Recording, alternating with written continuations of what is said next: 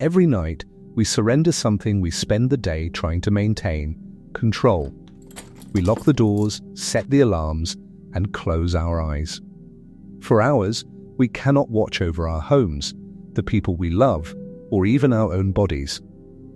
Yet life continues. Hearts keep beating. The earth keeps moving. When human vigilance comes to an end, upon whom does the world still depend? Ayat al-Kursi answers by revealing the one upon whom all creation depends, the one whose life never ends, whose knowledge never lapses, and whose sustaining power never falters. The Prophet Muhammad, peace be upon him, once asked Ubay ibn Ka'b which verse in the Book of Allah was the greatest. Ubay answered by reciting Ayat al-Kursi. The Prophet affirmed his answer and commended his knowledge. Why does this single verse hold such a distinction?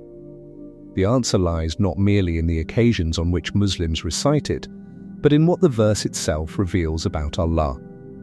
It begins, Allah. There is no deity except Him. Everything that follows unfolds from this declaration. The attributes in Ayat al-Kursi are not a list of separate ideas. Together, they explain why worship belongs to Allah alone. He is Al-Hayy, the ever-living. Every created life has a beginning. It changes, weakens, and eventually ends. From one breath to the next, it depends upon conditions it did not create and cannot fully control. Allah's life is unlike the life of His creation. It has no beginning and no end. It is never touched by decline or death. He is Al-Qayyum, the one who exists by Himself and sustains everything else. Allah depends upon nothing. Everything depends upon Him. The universe may appear to run on its own because its patterns are so regular. Day follows night. The planets remain in their courses. Living bodies carry out processes we rarely notice. But regularity is not independence. Nothing in creation possesses the power to guarantee its own continuation. The order we observe is not evidence that the universe sustains itself. It is part of what Allah sustains. Creation was not simply brought into existence and then left to continue by its own power. At every moment, it remains dependent upon its Creator. Then the verse says, "Neither drowsiness nor sleep overtakes him." Drowsiness is the beginning of sleep, when attention starts to weaken. Sleep is the fuller withdrawal of awareness. However serious the responsibility, every human guardian must eventually rest. A ruler cannot observe every part of a nation. A physician cannot remain beside every patient. A parent cannot watch over a child without interruption. Human attention divides, weakens, and finally gives way to sleep. But Allah never becomes unaware. His knowledge is not interrupted, and no part of creation is neglected while another receives His attention. The one who sustains all things never needs to withdraw from any of them. The verse then moves from His vigilance to His ownership. To Him belongs whatever is in the heavens and whatever is on the earth. We speak of owning homes, land, and wealth. But human ownership is always limited. We possess things we did not create, under circumstances we cannot fully govern, for a length of time we do not determine. Sooner or later, everything leaves our hands, or we leave it behind. Allah's ownership is altogether different. Everything belongs to Him, because everything exists by His creation and remains under His authority. Nothing in the heavens or on earth occupies a realm beyond His dominion. Even the greatest and most honored of His creatures remains His servant. That is why the verse asks, "Who is it that can intercede with Him except by His permission?" The question removes every notion of authority independent of Allah. The verse does not deny that intercession may take place.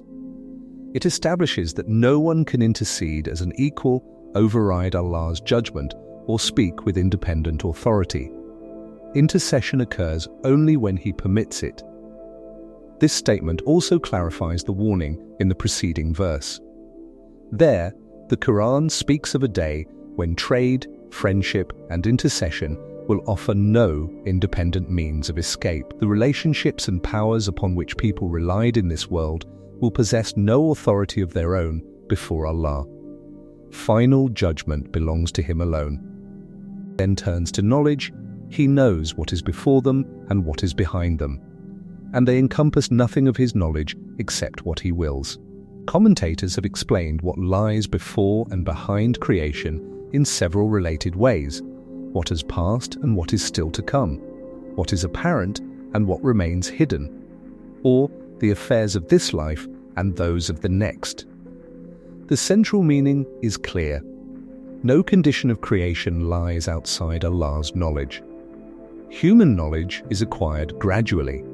We enter the world knowing nothing, learn through limited senses, and spend our lives discovering fragments of a reality far greater than ourselves. Even our greatest discoveries do not make us independent knowers. They reveal what has been made accessible to us. Allah does not learn. He does not move from uncertainty to discovery. There was never a moment when something was hidden from Him and later became known. Creation knows only what He wills it to know. Then comes the phrase from which Ayat al-Kursi takes its name. His Kursi extends over the heavens and the earth. The verse does not describe the Kursi in terms that allow us to picture its reality. It tells us what we need to know. His Kursi extends over the heavens and the earth. The heavens and the earth already exceed the limits of human comprehension, yet both are encompassed by it.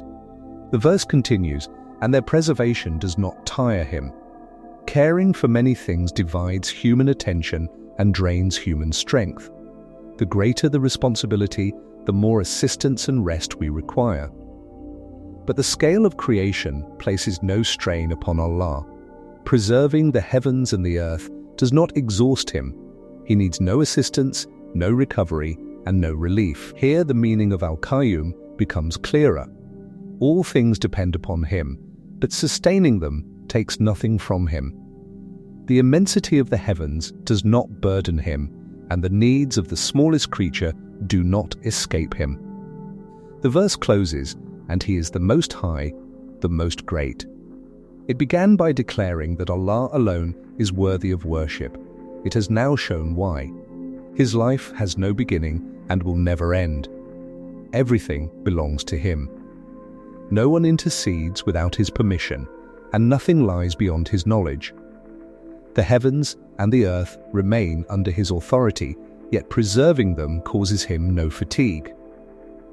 The verse now brings us back to the moment with which we began, the moment we close our eyes and our own vigilance ends.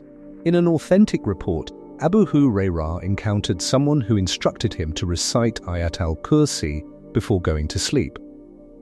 He was told that a guardian from Allah would remain with him, and that Satan would not approach him until morning. When Abu Hurairah related what had happened, the Prophet, peace be upon him, explained that the one he had encountered was Satan. He had spoken truth on that occasion, although he was a liar. The hadith establishes the virtue.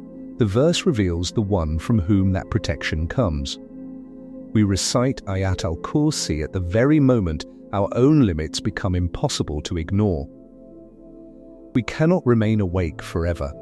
We cannot watch every door, anticipate every danger, or control the world to which we will awaken. Sleep exposes a dependence that remains with us even when we feel most secure, but our safety was never secured by our awareness alone. The protection associated with reciting Ayat al-Kursi is one of its authentic virtues. But the greatness of the verse reaches further. It is one of the Qur'an's most concentrated revelations of who Allah is, the ever-living, when every created life must end, the sustainer when everything else depends, the one whose knowledge reaches what ours cannot, the one whose authority has no rival, and whose power is never diminished by sustaining creation.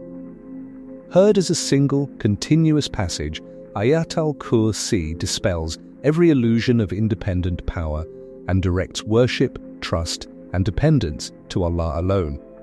When our vigilance ends, our dependence does not. Allah preserves the heavens and the earth, and their preservation does not tire him. And He is the Most High, the Most Great.